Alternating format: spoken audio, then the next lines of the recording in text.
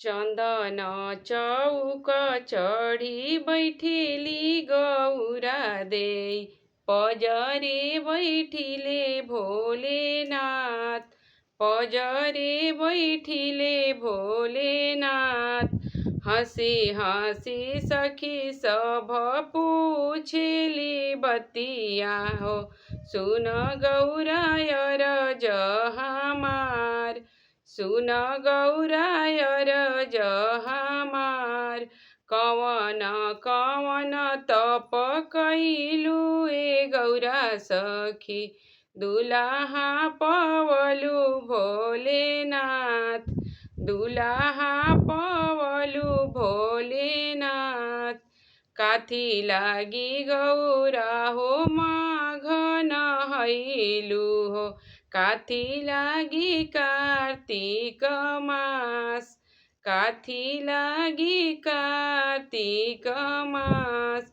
काथी लागी गौरा कठिन तप कैलु हो, महल छोड़ बनवा में जाई, महल छोड़ बनवा में जाई। कवन बरत गौरा वंश लागी कैलु, गणपति खेले गोदिया तोहार, गणपति खेले गोदिया तोहार।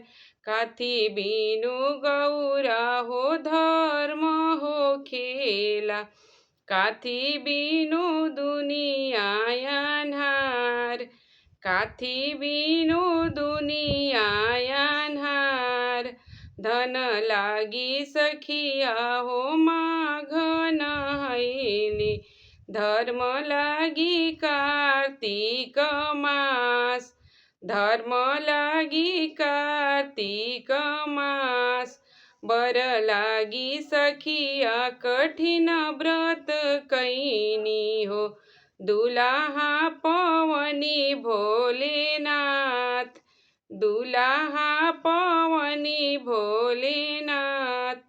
पर्वत व्रत सखी वंश लागी कैनी हो, गणपति खेले गोदिया हमार, गणपति खेले गोदिया हमार।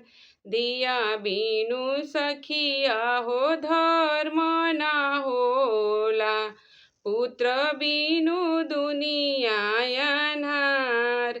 दिया बिनु सखिया हो धर्म ना होला हो, पुत्र बिनु दुनिया अन्हार।